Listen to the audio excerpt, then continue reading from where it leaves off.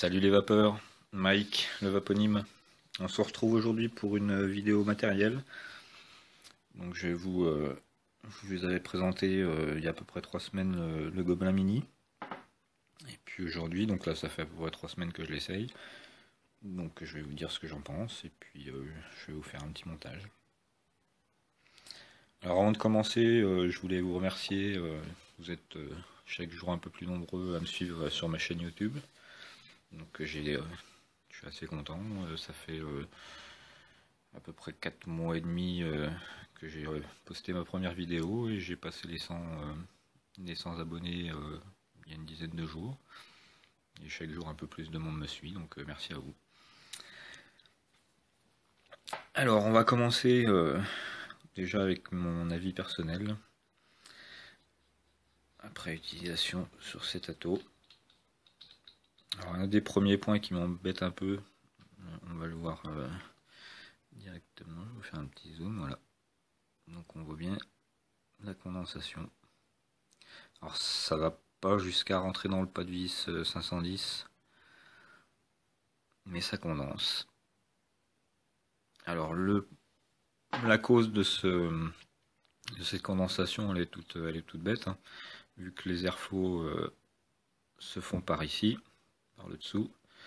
Quand vous aspirez, donc la vapeur est dans la cloche, elle monte, et dès que vous arrêtez d'aspirer, ça fait un tout petit retour de vapeur, et en fait il ressort par les airflows en dessous, et c'est ça qui fait la condensation sur le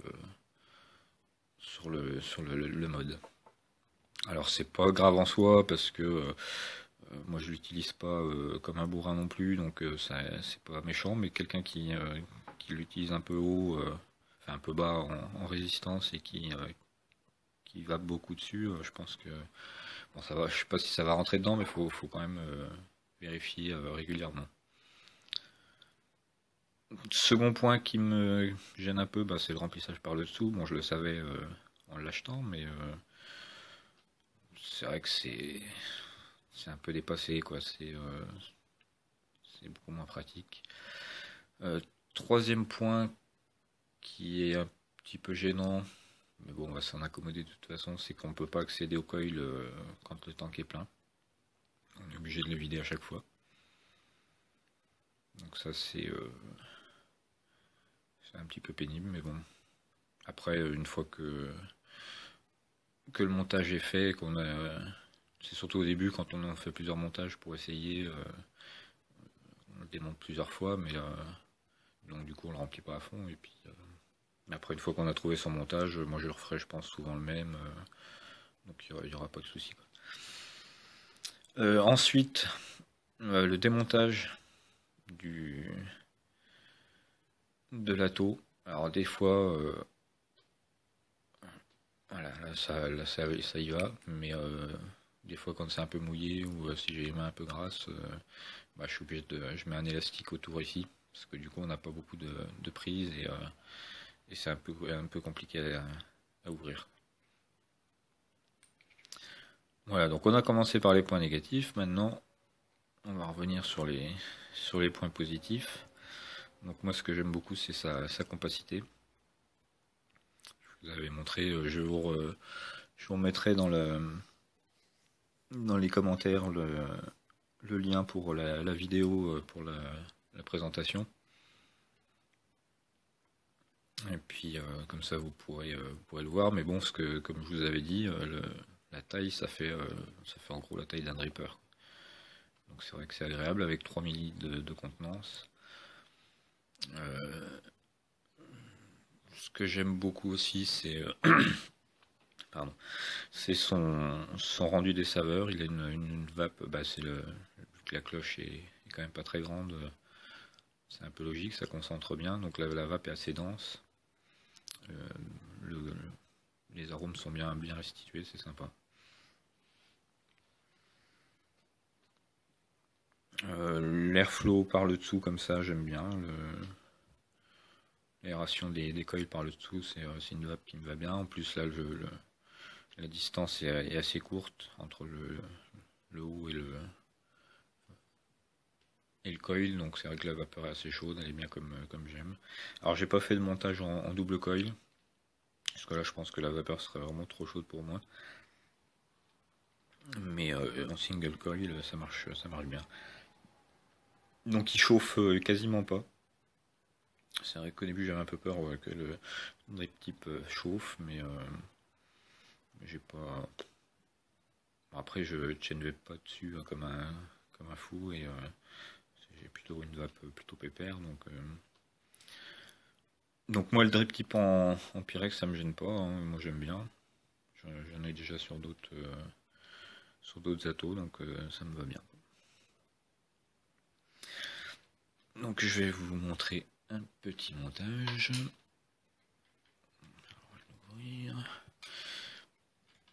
Alors je vous rappelle ma technique pour ouvrir cette cloche. Bon là elle est pas serrée donc ça va, mais des fois on a un peu de mal à la prendre. Et puis on n'ose pas trop forcer. Et puis comme je vous avais dit, donc si vous forcez en appuyant ici, ça va tordre un peu la pièce et du coup ça va serrer sur les pas de vis.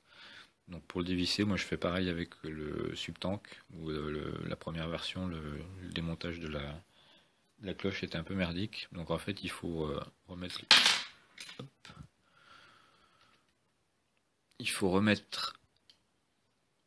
le pas de vis comme ça. Donc comme ça du coup quand vous appuyez vous avez de la force. Vous pouvez serrer, il n'y a pas de souci. Et voilà.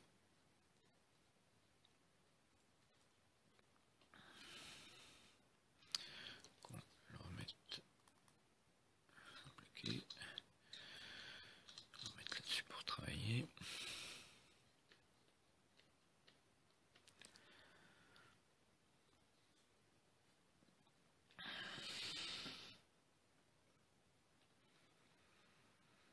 Donc la vis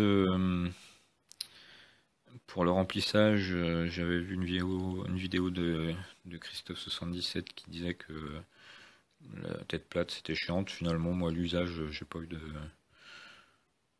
eu plus de soucis que ça marche bien donc pas de soucis.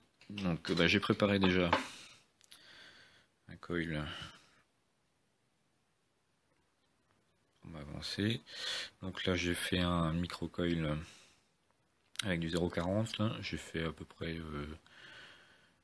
8 tours, ça doit être à 7 tours et demi je crois, donc je vise entre 0,8 et un room à peu près.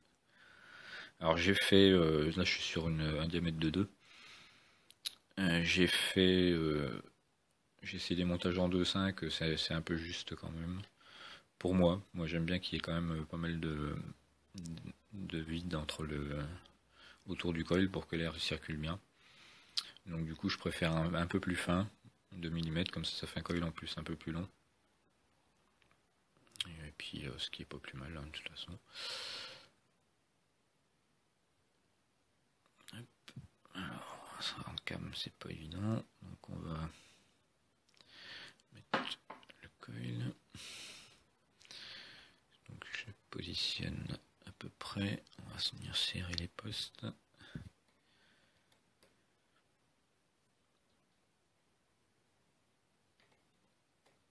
Donc il n'y a pas énormément de place, parce que c'est assez petit, mais ça va quoi, c'est quand même assez facile. Donc je viens mettre mon coil où je veux. Bon la hauteur, je le mets à peu près au niveau des trous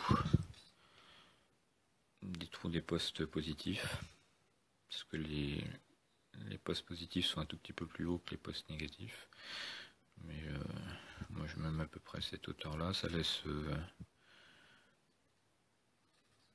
2-3, moi j'ai 2 mm en dessous quoi, à peine 1,5. Donc là on est bon, on va couper le fil.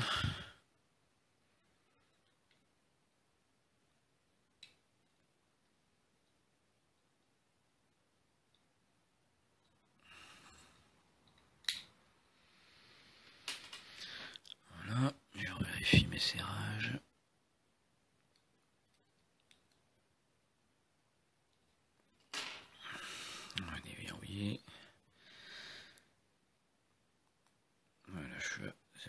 82.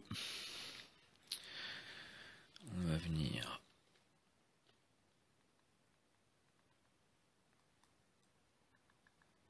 En général, je fais toujours ça, je me mets à 13 watts. Et puis je vais pulser un petit peu, la petite fumée qui s'échappe. Par contre, je suis un petit peu près des plots positifs. Voilà. Donc vous voyez, il n'y a pas beaucoup de place, hein. Là je suis en 2 mm. On va essayer de mettre ça un petit peu mieux. Voilà, je suis donc 2 mm, il n'y a pas énormément de place ici, là derrière. Et puis une fois que la cloche sera remise, ça laisse pas énorme ici des différences avec la cloche. Voilà, donc c'est pour ça que moi 2 mm, je trouve ça bien. Donc on va essayer de les resserrer un petit peu, on va le pulser sans trop le faire rougir. Donc moi du coup, comme j'ai une pince céramique, je peux pulser en même temps que je le serre. Si vous avez une pince toute acier, surtout ne le faites pas, parce que ça va pas aller. Vous allez vous prendre un petit coup de bourre, vous faire un court-circuit. Voilà, donc ça rougit à peine, ça rougeoie. Et comme ça mon coil se resserre. Je le redresse un petit peu, j'aime bien que ce soit droit. Mise au point. Donc, voilà ce que ça donne.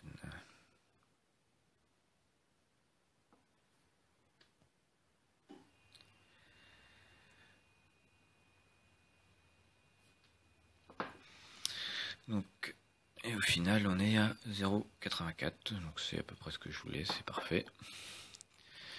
Donc, on va reverrouiller la box. Donc, ensuite, on va lui mettre le coton. Donc, pareil, là, je vous ai déjà préparé. Donc, là, j'ai pris un coton classique, parce que je n'ai rien d'autre avec moi. D'habitude, je mets de la Fiberfrix. En général, densité 1, je travaille, moi. Passe mon coton. Et après, je fais pour la quantité de coton, je fais à peu près comme avec le subtank. Donc là, il y en a vraiment beaucoup. Je vais enlever. Alors j'avais essayé tout au début de passer, de couper déjà mon coton et de le descendre légèrement dans les rigoles ici. Et en fait, j'avais des dry direct. Donc maintenant je le fais comme le subtank. Donc je prends mon coton, je le passe la cloche dedans. Et du coup en plus pour le serrage c'est beaucoup plus facile. Ah, j'allais faire une bêtise. J'allais oublier de remettre la petite pièce qui va bien. Voilà. On recommence. Hop. Et puis donc la cloche, le tube là il est un petit peu chiant à reprendre le pas de vis si on laisse du coton. Donc du coup c'est un peu la merde. Donc du coup je le fais comme ça.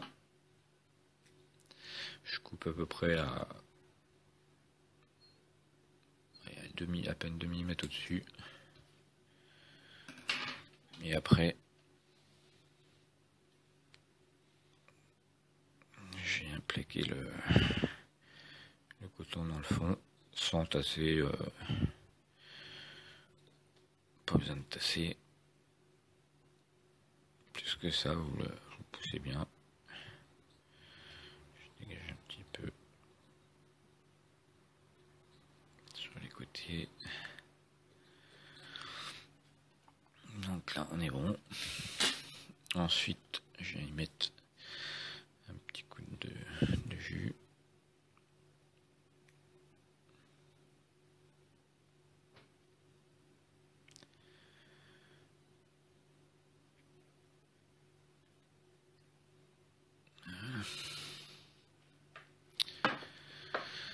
Donc maintenant je peux remettre mon Pyrex.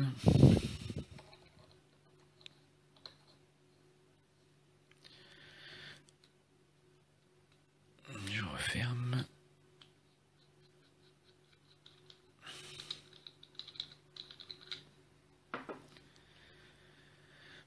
Je le serre bien. Et puis on va le remplir. Alors pour le remplir en général, moi je ferme les rôles. Je préfère. Parce que du coup ça évite que l'air qu'on rentre dans le liquide qu'on rentre dans la taux chasse l'air et qui ressorte par là. Ça évite des fois des remontées de liquide.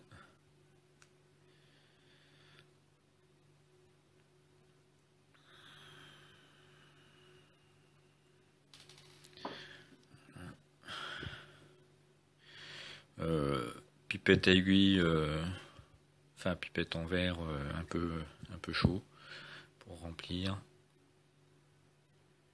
Donc moi j'utilise soit une seringue ou des flacons aiguilles. Non, je mets pas beaucoup de jus parce que de toute façon il faudra que je leur démonte pour le monter en Fiberfrix.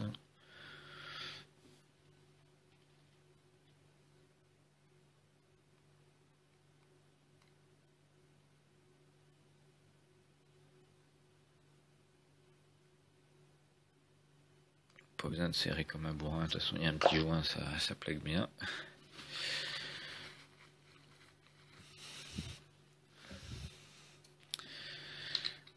Voilà, l'affaire est faite. Alors j'ai pas essayé avec l'adaptateur et un drip tip, je trouve pas ça forcément très joli, ça remonte, ça refait une rondelle en plus, c'est pas très beau. Le drip tip, alors l'inconvénient des drip tip Pyrex, c'est la condensation à l'intérieur qu'on voit, parce que dans les autres drip tip vous l'avez aussi mais vous la voyez pas. Donc bon, de temps en temps un petit coup de chiffon et puis c'est reparti.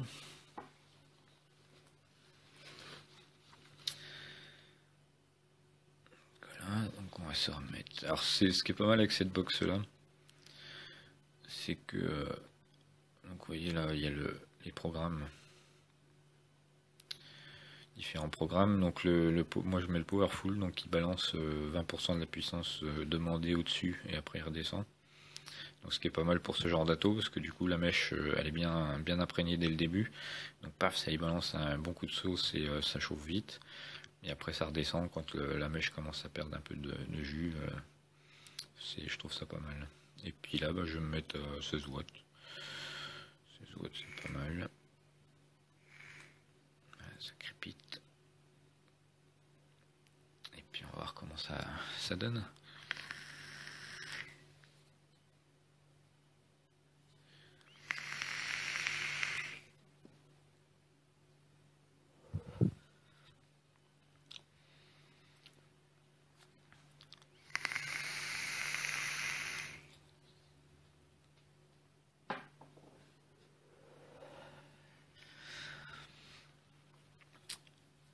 Donc vape bien ronde je trouve, bien les arômes bien concentrés.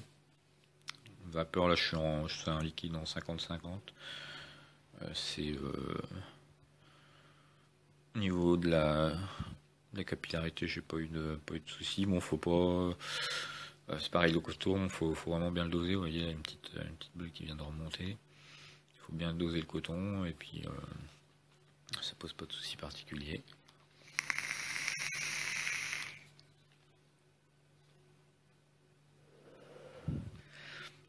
Donc volume de vapeur très correct, arôme bien concentré. Donc pour moi c'est vu le prix, je pense que là Youd a refait encore un super atout. C'est une marque que j'aime de plus en plus depuis leur Igo L qui commençait à être des drippers sympas, mais là ils ont vraiment investi le monde des atours constructibles avec notamment le Zephyrus aussi qui a super bonne presse. C'est vraiment des bons atos. Donc après, c'est pas un ato qui se dirige vers du power wrapping, hein, clairement, de toute façon, il est pas fait pour ça. Malgré tout, avec un montage double coil sur du 0,3 ou un 0,3 ohm, il y a déjà moyen de faire un truc sympa. Après, la vapeur va être un peu chaude, à mon goût. Mais après, rien ne vous empêche de mettre l'adaptateur et puis un drip plus long pour augmenter la distance et puis essayer de refroidir un petit peu. Ou même mettre ce qu'ils font des fois des drip tips avec une prise d'air. Donc comme ça refroidit un peu la vapeur. Donc très bon petit ato, j'en suis ravi. Là ça fait 3 semaines que je l'ai avec moi sans arrêt. Niveau consommation, il est correct. J'ai pas de reproche à lui faire là-dessus. Donc je vous dis, hein, vraiment les points les plus négatifs, c'est le remplissage par le dessous, le non-accès du coil quand le tank est plein, et puis bien la condensation qui se forme ici en dessous, même si c'est pas non plus dramatique, hein. Moi la tour reste pas vissée sur le mode sans arrêt, donc c'est vrai que je le démonte assez régulièrement, donc je passe un petit coup de Kleenex et puis c'est bon. Donc voilà ce que je pouvais vous en dire. Merci de m'avoir suivi. On se retrouve assez rapidement pour de nouvelles aventures. Donc bonne journée à vous et puis on se retrouve bientôt. Bonne vape!